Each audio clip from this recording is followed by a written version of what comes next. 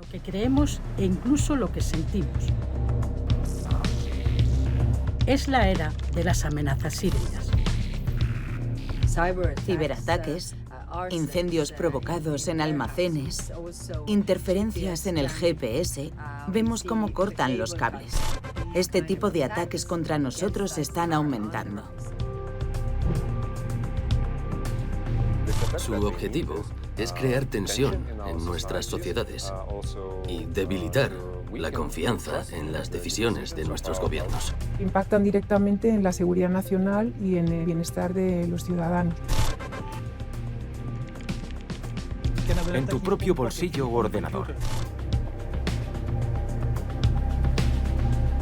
Estas amenazas en la sombra se han intensificado desde la invasión de Ucrania por la Rusia del presidente Vladimir Putin. Él fue un miembro de la KGB, él conocía perfectamente esa doctrina de la época de la Guerra Fría. Campañas de desinformación son los maestros. Las amenazas híbridas son nuevas formas de ataque contra nuestras sociedades democráticas. Debemos entender su lógica. Es una estrategia predominantemente aprovechada por estados autoritarios. Esta es la guerra que se libra en la sombra.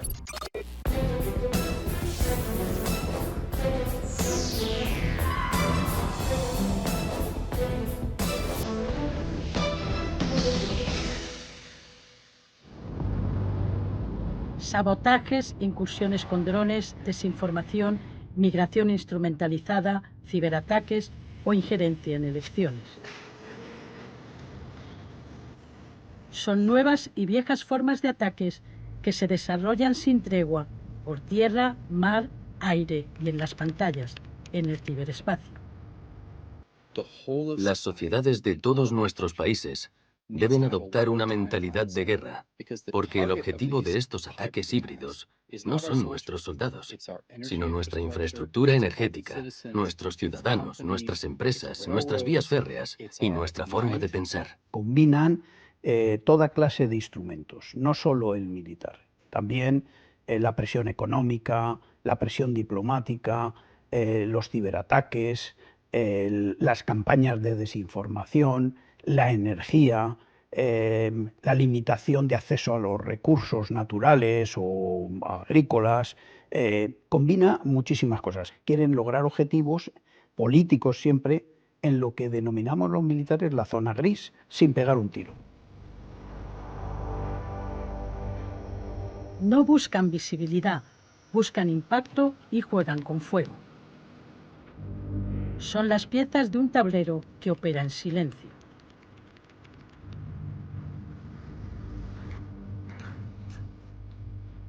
Tienden más a conseguir influencia que efectos físicos, es decir, más que a destruir un ejército enemigo o ocupar un territorio, que es lo que pretende la acción militar, lo que pretenden es influir, especialmente influir sobre la población, para que crear confusión, caos, descrédito de los líderes, ese clima de inquietud y de confusión, pues favorece luego otro tipo de acciones, incluso las militares.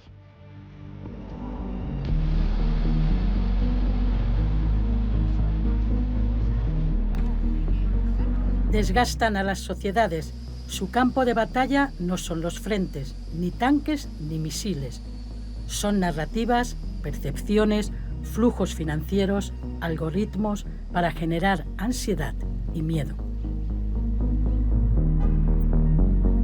Una guerra en la sombra que se libra en nuestras mentes, en todos nosotros y en nuestras vulnerabilidades. Debemos asegurarnos de que nuestras sociedades sean lo suficientemente resilientes como para tolerar circunstancias excepcionales. Es muy importante hacer visibles estas amenazas a nuestra población. La táctica que hay detrás de estas amenazas consiste en que la población piense que algo causado por actores extranjeros es un problema interno. Por lo tanto, si hacemos visible la amenaza, la gente la comprenderá correctamente cuando se produzca. Lo que necesitamos es que toda la sociedad comprenda que ahora hay una serie de ataques constantes. No se trata de ataques militares, pero pueden tener consecuencias reales y necesitamos desarrollar resiliencia ante ellos, así como contar con apoyo político para disuadir y responder en caso de que se vuelvan demasiado amenazantes. Por eso queremos que la gente lo comprenda, pero sin que se preocupe. Lo que debemos entender es que Rusia, Irán, Corea del Norte y de forma más encubierta China colaboran estrechamente entre sí. Son autocracias que se oponen a las democracias. Por lo tanto, debemos colaborar con todos los socios del mundo que comparten nuestra visión y perciben las mismas amenazas.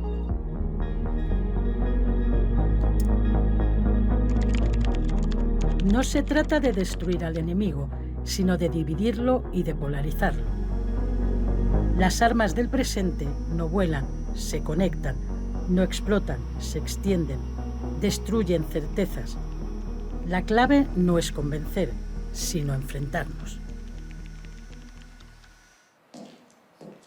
Los servicios secretos, las fuerzas de seguridad, los ejércitos y la colaboración internacional son fundamentales para combatir estas amenazas. Han tenido que prepararse para enfrentarse al enemigo en la sombra. En la sala de situación del Centro Nacional de Inteligencia de España, el búnker de la Seguridad Nacional, se gestionan y monitorizan las crisis más graves. Como en otros países, las amenazas híbridas suscitan preocupación y el mundo de los servicios secretos ha tenido que adaptarse a ellas. Los objetivos varían en función del actor estatal hostil o del gobierno extranjero que ponga en marcha la estrategia. Estamos en un mundo complejo donde hay rivalidades, hay confrontación, hay también competición por acceder a determinados puestos en la gobernanza global. Por tanto, es un escenario muy complejo que requiere un análisis pormenorizado de la coyuntura de cada momento. Cuando hablamos de una amenaza híbrida, estamos hablando siempre de un Estado. ¿Por qué? Porque se necesita una serie de requisitos. Se necesita una planificación centralizada que luego se ejecuta de una manera muy descentralizada. Es decir, el Estado hostil toma sus decisiones en las esferas más altas de su gobierno, pero luego ejecuta su estrategia utilizando un montón de actores intermedios.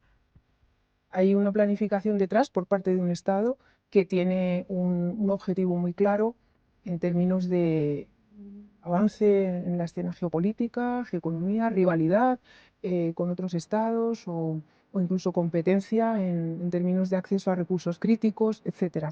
La amenaza puede ser muy variada y por tanto los objetivos que cumple pues también dependen del contexto en el que se está en cada momento. Suele ser coyuntural también y oportunista.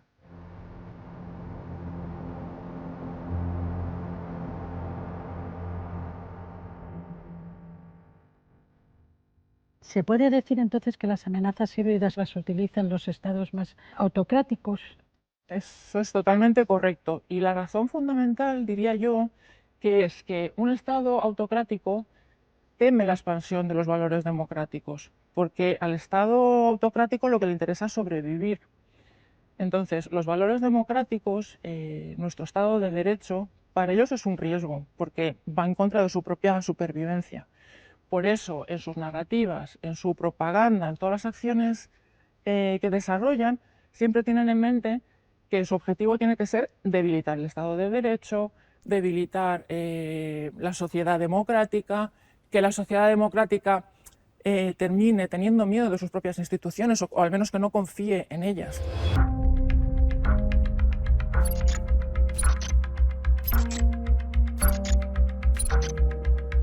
¿Qué representa lo ciber hoy día para los servicios de inteligencia extranjeros?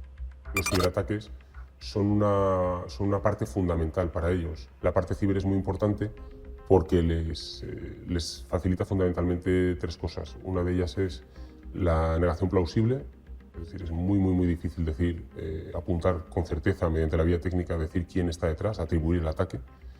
Por otro lado, les permite operar de forma remota, ya que aquí no existen las fronteras, ni las sanciones, ni hay individuos que tengan que desplazarse a ningún otro sitio, lo pueden hacer desde, por así decirlo, la comodidad de sus oficinas. Y en tercer lugar, les permite robar muchísima información.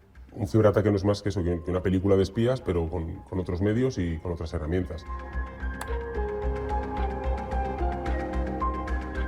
¿Cuál ha sido la evolución de los ciberataques en los últimos años?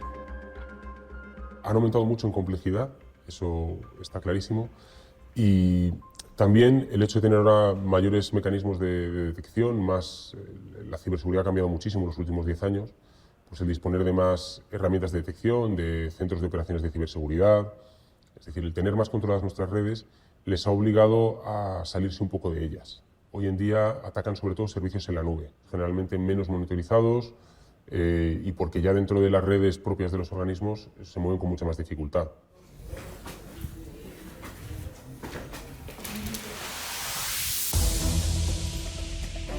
Empresas como la española Teldat, referencia en ciberseguridad a nivel mundial, se dedican a combatir los ciberataques. Cuentan con miles de clientes públicos y privados en los 5 continentes.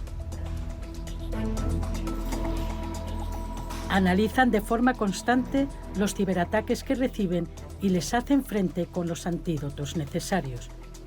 Conocen a fondo de dónde vienen y qué tipo de ataques son e intentan ir por delante de los hackers. Es complicado. El ciberespacio ayuda a mantener el anonimato de los atacantes que innovan y cambian con frecuencia de métodos y tipos de ataques.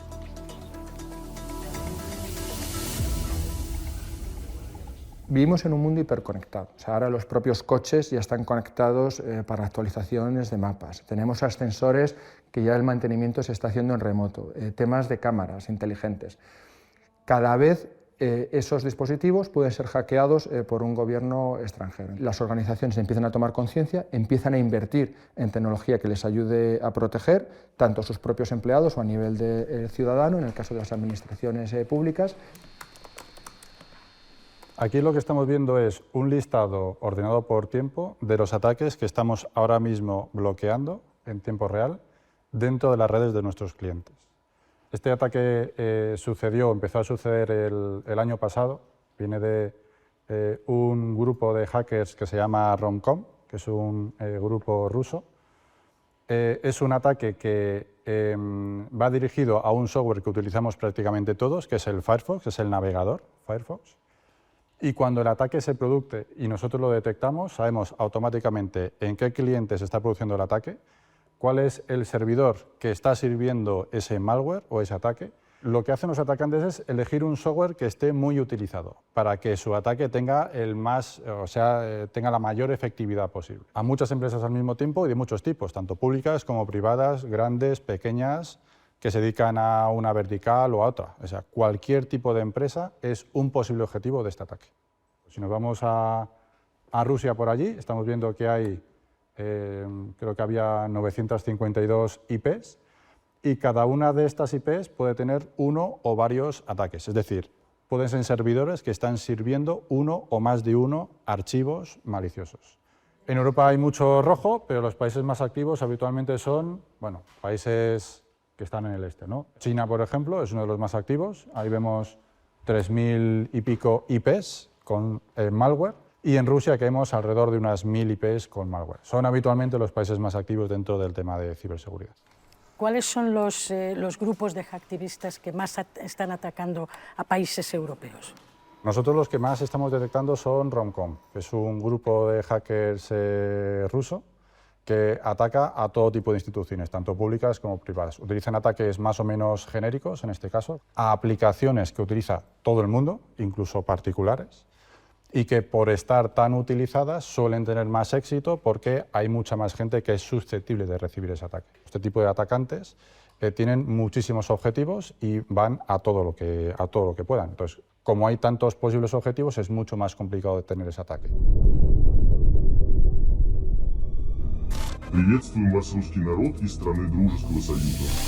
Killnet, Romcon, NoName, ZPentest son algunos de los grupos de hackers prorrusos más conocidos.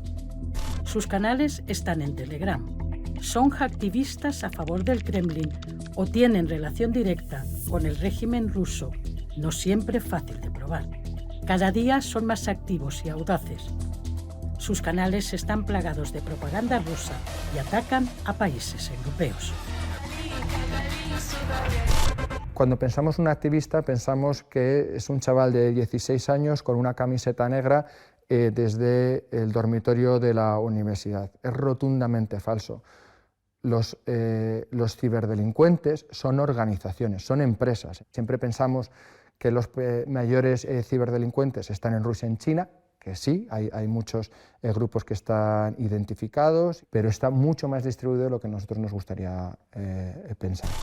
Antes de la invasión de 2022, la Federación de Rusia y sus afiliados habían desarrollado capacidades cibernéticas para sincronizar las actividades cinéticas y las actividades en el ciberespacio. Esto está relacionado con un punto fundamental. Para la Federación de Rusia, el ciberespacio es un espacio soberano para la guerra.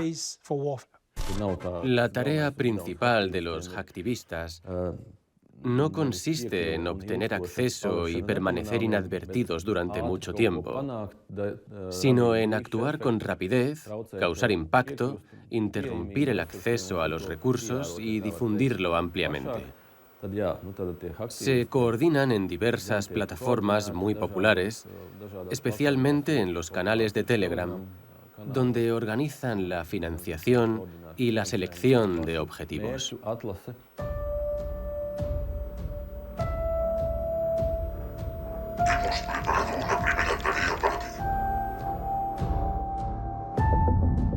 Fue el mensaje que recibió un reportero de la televisión pública belga infiltrado en NoName. Formaba parte de la red de periodismo de investigación de la Unión Europea de Radiodifusión, los medios públicos. Investigaban la guerra híbrida de Rusia. Tras pasar los filtros, recibió su primera misión: colocar 10 pegatinas en el barrio europeo de Bruselas. Una semana después, recibió en el buzón acordado un sobre de una empresa china con pegatinas con el mensaje "Fuck NATO", que le den a la OTAN. Como recompensa, le pagarían el equivalente a $50 en criptomonedas. No colgó las pegatinas, pero vio otras con mensajes similares en la capital belga.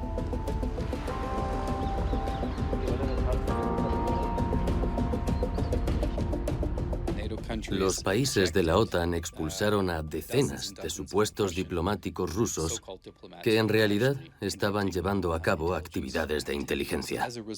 Como resultado, los rusos han pasado a reclutar a bandas criminales y a otras herramientas involuntarias a través de Internet. Por lo tanto, esta situación es motivo de verdadera preocupación, ya que el reclutamiento en línea es difícil de rastrear. Hemos visto a afiliados prorrusos publicar en Internet listas y tutoriales sobre cómo llevar a cabo ciberataques de forma eficaz. De repente, ponen sus recursos a disposición de todo el mundo para participar en la guerra. Entonces hay gente que al despertarse por la mañana se pregunta qué va a hacer ese día, ver Netflix o llevar a cabo ciberataques. La mayoría de los países de la Unión Europea y de la OTAN son víctimas de amenazas híbridas.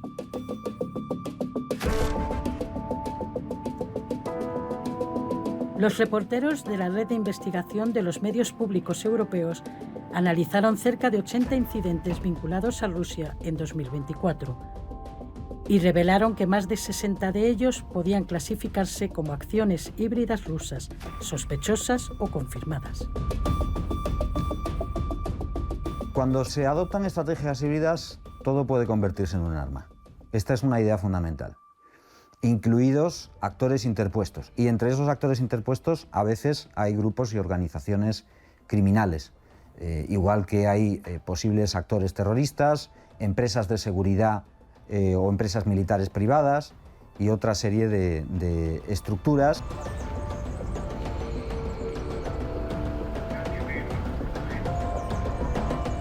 Realizan ciberataques, acciones de propaganda, recopilan información, difunden noticias falsas, cometen sabotajes o provocan incendios.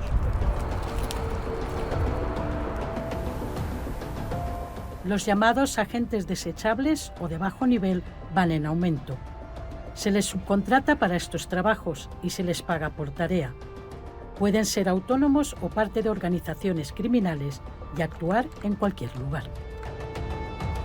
Hay que saber qué servicios tenemos expuestos a Internet, si tenemos una VPN, si tenemos los paneles de control de esas plantas de gestión de aguas, si están expuestos a Internet, si están protegidos por un segundo factor de autenticación, no solo con un usuario y una contraseña. Es decir, hay que saber muy bien cómo nos abrimos, por así decirlo, al mundo exterior para poner medidas de monitorización y de detección en esos puntos que sí o sí tenemos que tener conectados a Internet. Ya se ha detenido, juzgado y condenado a prisión a algunos de estos agentes por ciberataques, sabotajes, incendios provocados, envío de paquetes con explosivos, terrorismo o espionaje.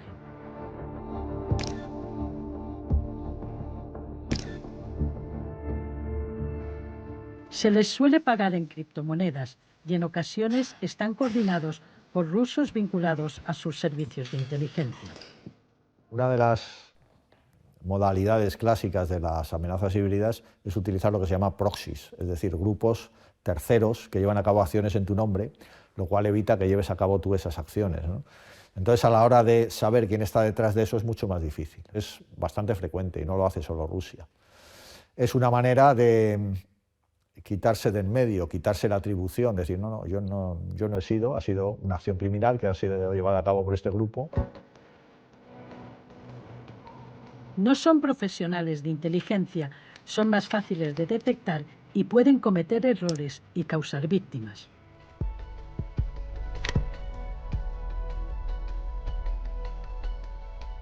Este método operativo permite a los servicios rusos proteger a su personal. Además, dificulta la detección y la prueba de vínculos directos entre el Kremlin y los autores de los ataques. Hay pruebas de que Rusia utiliza grupos criminales en países europeos para llevar a cabo amenazas híbridas, actos de sabotaje y otras actividades delictivas contra el país objetivo. Es difícil determinar el alcance de esta actividad. Reclutan a personas dispuestas a participar en estas actividades a cambio de dinero o para apoyar a Rusia por motivos ideológicos.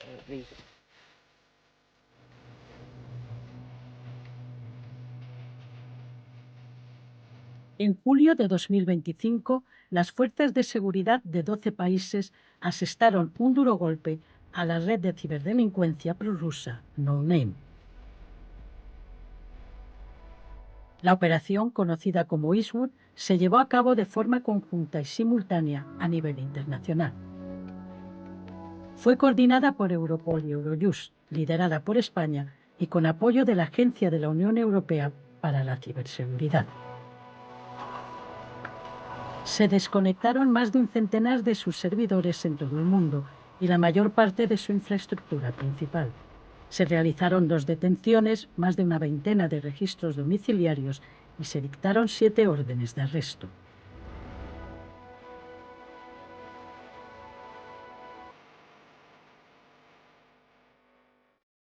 Representan una amenaza seria, no solo por la forma en la que desarrollan esos ataques de denegación de servicio, sino por el efecto que tiene en las empresas y en los clientes, en la ciudadanía. Es el impacto mayor. Se considera un grupo flexible, descentralizado, que trabaja con un núcleo muy pequeño de personas que son las que deciden cómo se trabaja, con qué herramientas se producen esas denegaciones de servicio, cuáles son las víctimas, y luego se les unen de forma aleatoria y descentralizada miles de personas que pueden llegar a captar a través de sus propios canales de Telegram. ¿Se ha podido comprobar que estén conectados directamente con el Kremlin? A día de hoy nosotros lo que podemos comprobar y lo que podemos aseverar es que hay una relación de idealismos. Cuando NoName 057 realiza los ciberataques, siempre atentan a sujetos que están a favor de la OTAN, a favor de Ucrania, países que pueden imponer sanciones a Rusia, en circunstancias de fechas de eventos internacionales como puede ser una cumbre de OTAN. Los miembros del grupo son reclutados y son motivados para poder realizar cualquiera de las acciones. Todas estas situaciones que se puedan generar vienen dadas gracias a ese reclutamiento, a esa generación de recompensas, de sentirse parte de algo, sentirse que están haciendo algo relativamente bien y por una causa ideológica o política. ¿Se ha conseguido acabar con toda la red? Dado que hablábamos de que era un grupo flexible y descentralizado, que tiene una gran capacidad táctica para reinventarse. Entonces no tienen ese problema de que porque se haya procedido a la detención de una persona o se haya procedido a la incautación de un servidor puedan dejar de trabajar. De hecho, poco después volvieron a estar activos en Telegram. Los grupos prorrusos no cesan de mencionar la Operación Eastwood y tienen en el punto de mira a los países que participaron en ella. Siempre tienen una financiación asegurada. Este grupo prorruso tiene una organización descentralizada. No hay un único jefe, no hay un único núcleo y cuando uno no funciona, funciona otro. Enrique Arias Gil es doctor en seguridad internacional. En 2021, Enrique Arias aparecía como experto en extremismos en los medios, como en este programa de televisión española. Tenía que calmar a determinados exaltados porque querían, digamos... 4 años después, donde aparece es en la lista de los más buscados por Europol, con orden internacional de búsqueda y captura, por los delitos de daños informáticos con fines terroristas, apología del terrorismo y pertenencia a una organización criminal. La policía llevaba tiempo tras su pista y habría querido detenerlo durante la Operación Eastwood, pero se encontraba en Rusia. Obtuvo una beca de una entidad rusa para estudiar el idioma y temas de inteligencia. Utiliza el alias de desinformador ruso. Está relacionado de forma activa con NoName y cuenta con su propio canal en Telegram. Celebra las acciones de los hackers prorrusos, difunde sus amenazas y hace propaganda de la narrativa rusa contra Occidente. Tras su inclusión en la lista de los más buscados de Europol, filtró nombres, rangos y correos de algunos agentes de las fuerzas de seguridad españolas o del CNI que investigan a ciberactivistas prorrusos.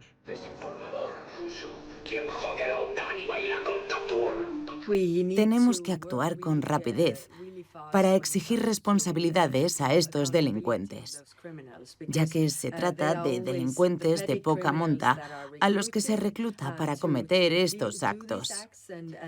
Si conseguimos demostrar que los atraparemos y que irán a la cárcel por lo que hacen, independientemente del dinero que les ofrezcan, creo que veremos cómo disminuyen las cifras, porque no podrán reclutar a nadie. En octubre de 2024, la policía de Moldavia publicó vídeos de un grupo de moldavos prorrusos.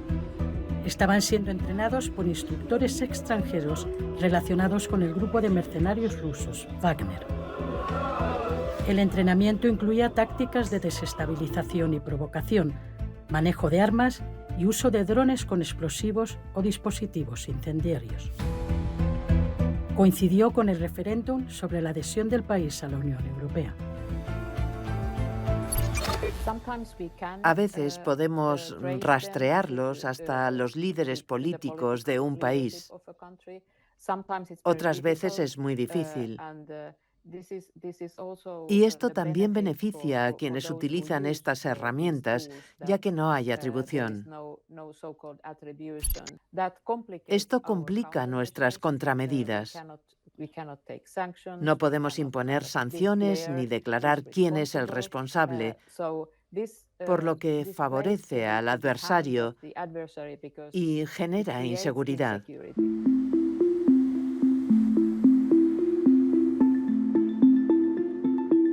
Los ciberataques y las operaciones de desinformación durante las campañas electorales forman parte del tablero de las amenazas híbridas. Las redes vinculadas a Rusia estuvieron particularmente activas durante las elecciones alemanas de febrero de 2025. Si ellos quieren promover un determinado resultado electoral, pues van a intentar influir en las elecciones por todos los medios que se les ocurran. Una de sus campañas fue la llamada Doppelgänger, analizada por Yulia Smirnova, investigadora del Centro de Seguimiento, Análisis y Estrategia y experta en regímenes autoritarios y manipulación. El elemento central de la campaña Doppelgänger es la creación de sitios web clonados. Se trata de sitios web que, a simple vista, parecen idénticos a los de medios de comunicación consolidados. Por ejemplo, copias exactas de medios alemanes, como Der Spiegel o Die Welt. Luego está la fábrica de desinformación, cuyas historias son informaciones falsas o prorrusas en forma de artículos en estos sitios web. Los enlaces a ellos se difunden en las redes sociales mediante miles y miles de cuentas falsas. Fue posible atribuir esta campaña al Estado ruso después de que el Departamento de Justicia de Estados Unidos publicara documentos internos de la empresa rusa de relaciones públicas Social Design Agency. Estos documentos revelan que la campaña Doppelgänger está dirigida por dicha empresa en coordinación con el Kremlin. Se trata claramente de una campaña patrocinada por el Estado.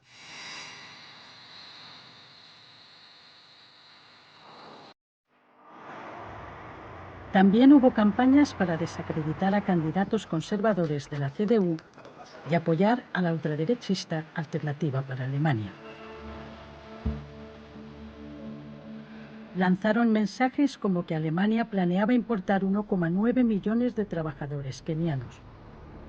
Una nueva crisis migratoria en el horizonte, se preguntaba un mensaje en la plataforma X, obra del grupo Storm, Tormenta 1516.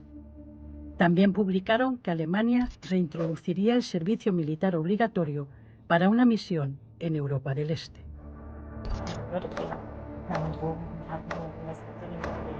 Acusaron de abuso infantil a políticos como el canciller Friedrich Merz o la presidenta de la Comisión Europea, Ursula von der Leyen.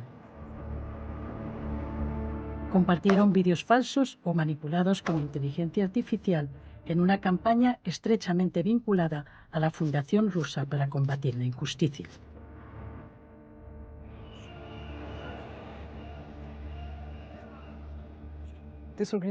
Esta organización fue fundada por Yevgeny Prigozhin, la misma persona que creó el grupo Wagner y la agencia de investigación de Internet conocida como la Fábrica de Trolls.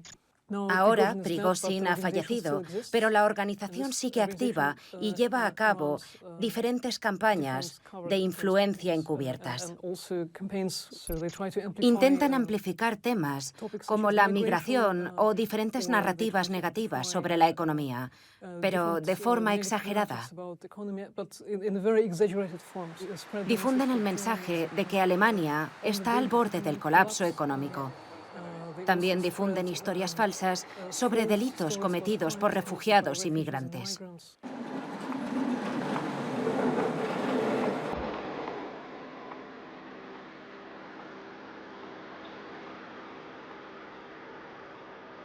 Migrantes y refugiados también pueden convertirse en una herramienta híbrida cuando se instrumentaliza la migración y se hace un uso deliberado de los flujos migratorios como táctica.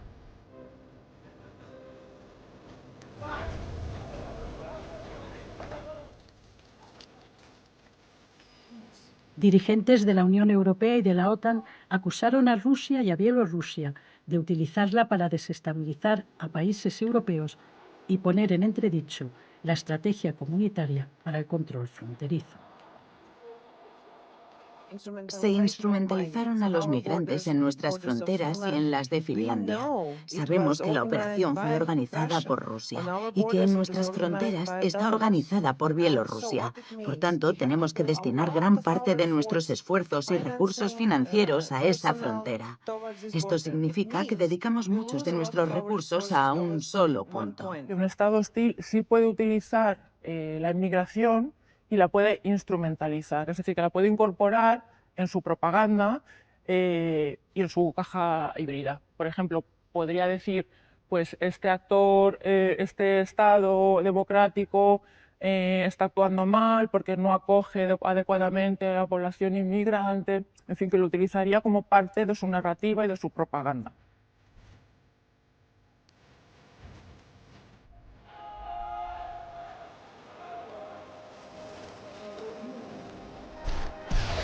En 2021, un par de miles de migrantes quedaron atrapados en la frontera entre Polonia y Bielorrusia, en condiciones muy duras, en el lado bielorruso.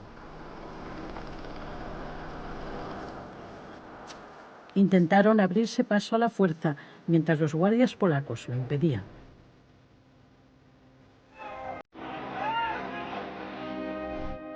La frontera entre Bielorrusia y Lituania también fue testigo de situaciones en las que grupos de migrantes eran empujados por agentes bielorrusos para que traspasasen la frontera. Las autoridades lituanas decidieron reforzar la frontera para impedir que se repitan estas crisis migratorias y que Bielorrusia y Rusia las utilicen como amenaza. Estamos vigilando la frontera y la zona fronteriza. Vemos cómo se lleva a la gente hasta la frontera y cómo se les obliga a cruzarla, incluso atravesando la barrera física. Debemos recordar las palabras del líder del país vecino. Por ejemplo, dijo: inundaremos Europa, Lituania y la Unión Europea en particular con migrantes y drogas.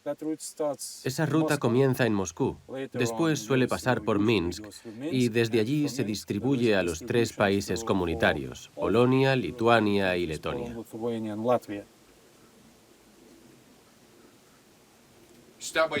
Poco a poco están aumentando su acoso. Y la zona gris, en la que Rusia y Bielorrusia nos está poniendo a prueba, está aumentando.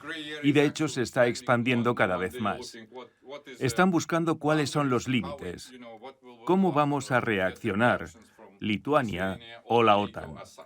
La instrumentalización de la inmigración consiste en influir, condicionar, alterar los flujos migratorios en momentos puntuales o concretos para causar algún tipo de perjuicio al país que recibe esos flujos migratorios. Por ejemplo, en el año 2021, Bielorrusia generó un incremento de presión migratoria en las fronteras con Polonia, con Lituania, y ese mismo año Marruecos promovió un asalto masivo a la valla de una de las fronteras, la frontera abierta de Ceuta.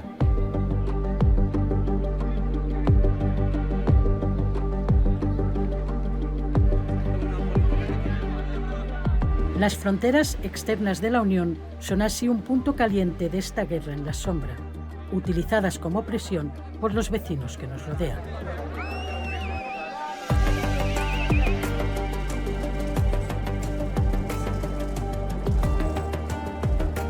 En Lituania se construye una base militar bajo liderazgo alemán y mandato de la OTAN para reforzar la frontera oriental de la alianza con Bielorrusia, firme aliada de Rusia. Se espera que esté terminada a finales de 2027. Se encuentra a unos 15 o 20 kilómetros de la frontera entre Lituania y Bielorrusia, lo que en términos militares se considera al alcance de la artillería. ¿Por qué es significativo? Porque el hecho de que la brigada alemana vaya a estar aquí también es un mensaje disuasorio. Vivimos en una zona con dos países hostiles, Rusia y Bielorrusia, y no podemos negar la importancia de la geografía.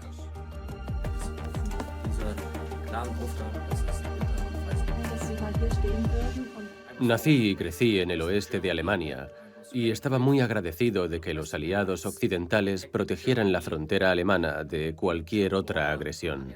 Así pude crecer en libertad y en un entorno muy seguro.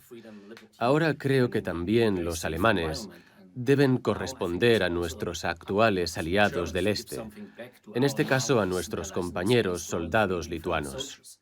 Ahora nos toca a nosotros estar aquí, disuadir y, si es necesario, defender cada centímetro del territorio de la OTAN.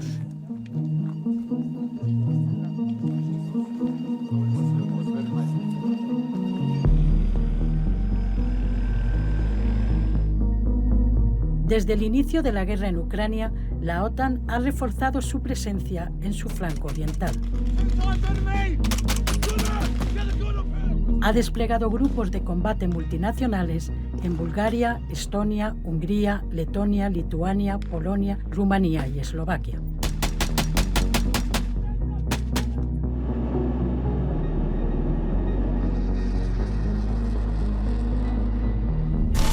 También lo ha hecho en el mar, sobre todo en las gélidas aguas del Báltico. Todos los países ribereños, excepto Rusia, son miembros de la Alianza Atlántica. Es un nuevo campo de batalla de la guerra híbrida que Moscú libra en todos los lugares posibles. Su fondo marino alberga cables submarinos de telecomunicaciones y de energía. La sociedad moderna depende en gran medida de las infraestructuras submarinas, ya sean cables de Internet, tuberías de combustibles fósiles o de otro tipo. Dañar estas infraestructuras podría paralizar la sociedad, por lo que considero esencial evitarlo.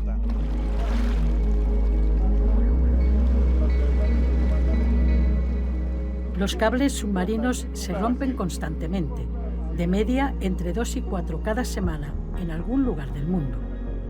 Hasta el 80% de los daños se deben a accidentes de pesca y al transporte marítimo. Sin embargo, en el mar Báltico, los incidentes han aumentado desde la invasión de Ucrania. Estamos tratando de evaluar ese problema. Por lo tanto, estamos observando y escuchando bajo el agua y combinando ambas cosas con imágenes. Estamos investigando cómo podemos afrontar situaciones como esa.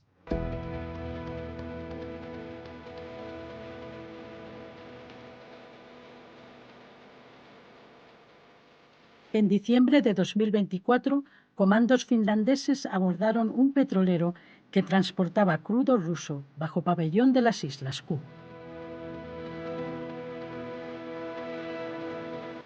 El capitán y 2 oficiales han sido inculpados por sabotaje e interferencia en las telecomunicaciones por dañar un cable eléctrico y varios cables de datos que conectan Finlandia y Estonia.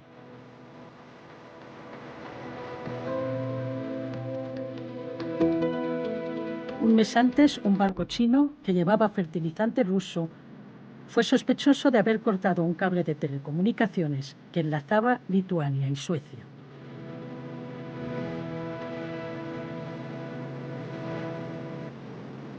En ambos casos, los barcos echaron el ancla y la arrastraron por el lecho marino durante decenas de kilómetros, lo que causó daños en los cables.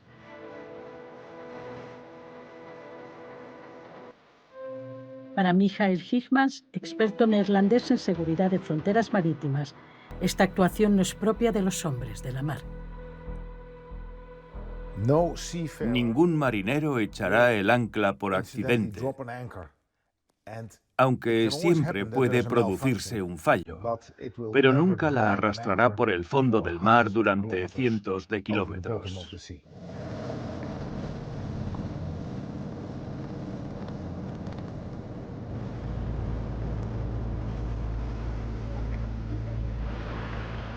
Ninguno de estos barcos navegaba bajo bandera rusa, pero pertenecen a la conocida como Flota Rusa en la Sombra o Flota Fantasma.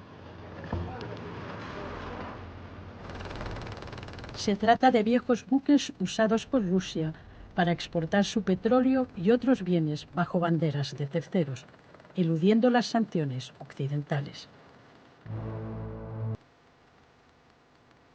No se refiere a buques que se dedican a hacer sabotaje, sino que se refiere a buques que lo que hacen es sortear las sanciones transportando petróleo de manera ilegal o gas o productos que están sujetos a sanciones actualmente, ¿no?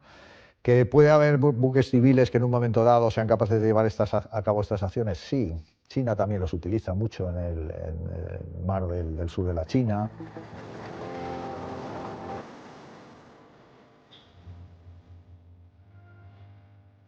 En mayo de 2024, durante el rodaje de un documental sobre el archipiélago noruego de Svalbard, en el Ártico, vimos un barco con bandera de Gambia, anclado en el puerto del asentamiento ruso de Barentsburg. Todo hace sospechar que formaba parte de esa flota fantasma. En este lugar, Moscú extrae carbón.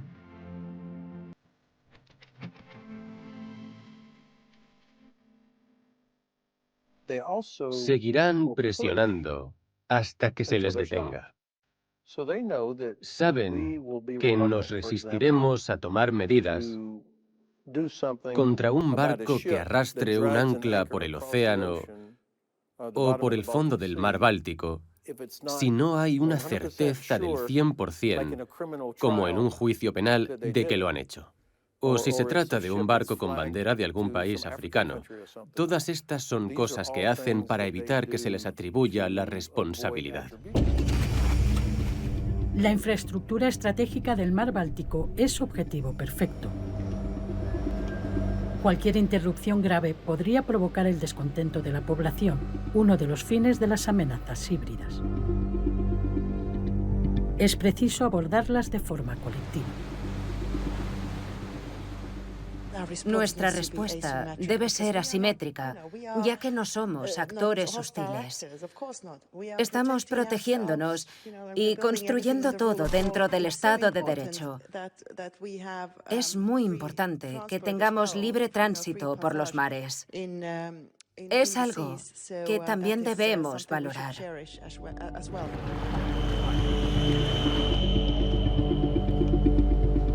En enero de 2025, la OTAN desplegó la operación de vigilancia Baltic Sentry, Centinela Báltico. Participan en ella fragatas, aviones de patrulla marítima y drones navales.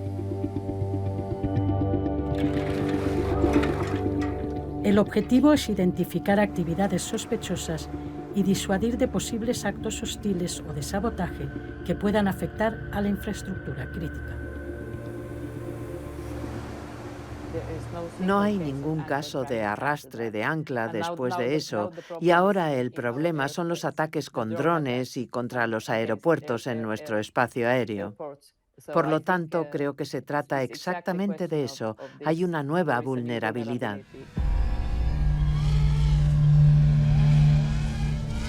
Una nueva vulnerabilidad surca nuestros cielos. En un mundo interconectado, las amenazas híbridas se ciernen sobre nosotros por tierra, mar y aire.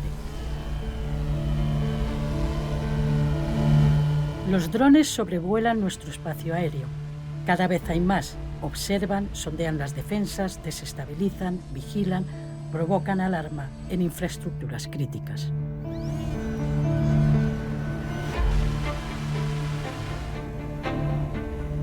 En el nuevo tablero geopolítico se han convertido en una herramienta clave. En la vida cotidiana, hemos visto recientemente en muchos países europeos cómo la supuesta visión de drones ha interferido en la aviación. El tráfico aéreo se ha interrumpido y los vuelos no han podido despegar ni aterrizar. Esta situación afecta a la sociedad y también tiene consecuencias para las personas, los particulares y las empresas, que se ven afectadas por el coste directo de esta posible interferencia.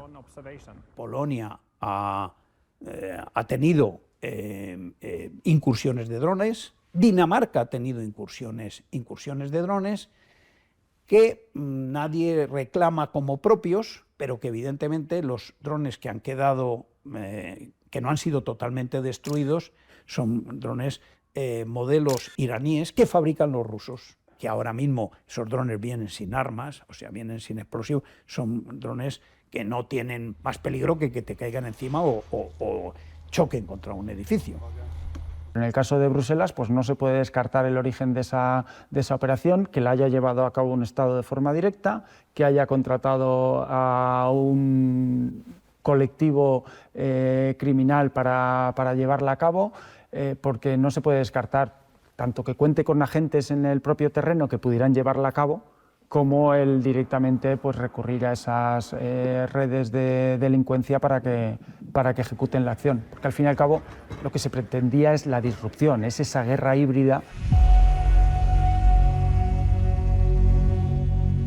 En más de una decena de países europeos ha habido avistamientos o incursiones de drones.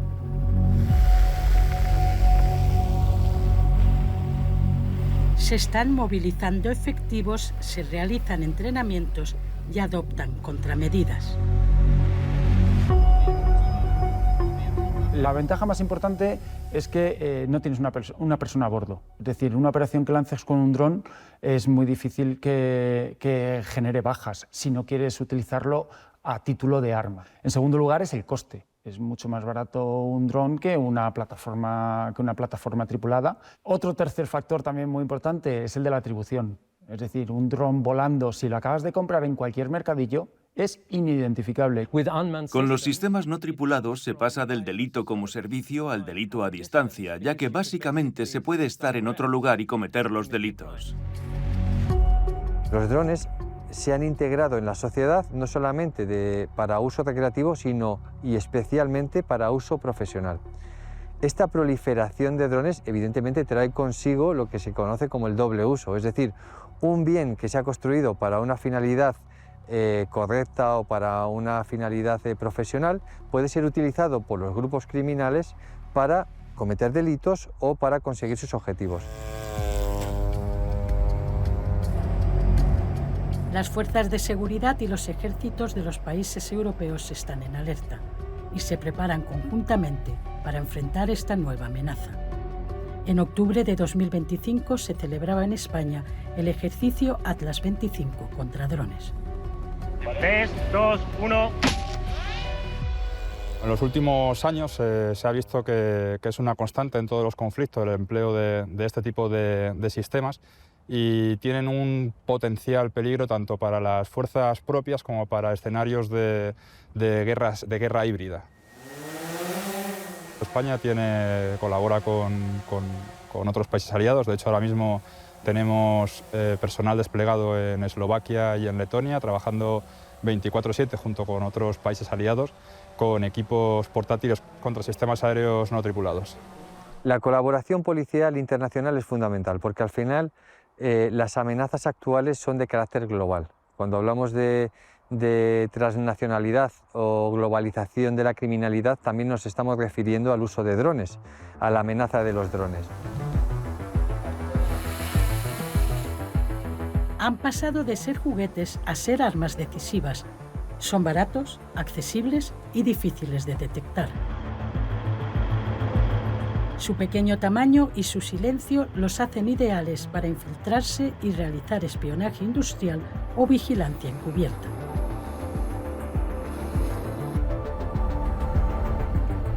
Las defensas contra ellos evolucionan a marchas forzadas: inteligencia artificial, sistemas láser, bloqueadores de señal.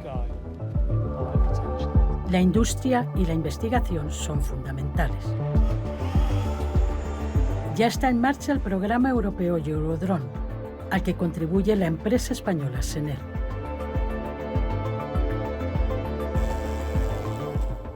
Participan España, Italia, Alemania y Francia, y su labor fundamental es tener una capacidad europea, una plataforma europea y que nos permita alcanzar mejores cotas de soberanía en el ámbito europeo. La defensa exige inteligencia y capacidad de detección y a partir de ahí establecer una operativa de interceptación o de reacción. Estamos trabajando en varios proyectos para encontrar una forma de estandarizar la evaluación de los sistemas de contramedidas. De este modo, tendríamos una forma uniforme de probar dichos sistemas.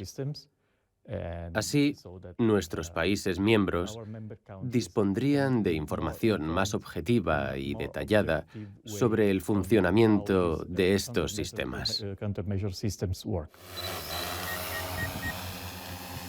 El reto estriba en que las fuerzas del orden y todo el sistema judicial se basan en la premisa de que los delitos los cometen los seres humanos y no los animales ni ningún otro ser.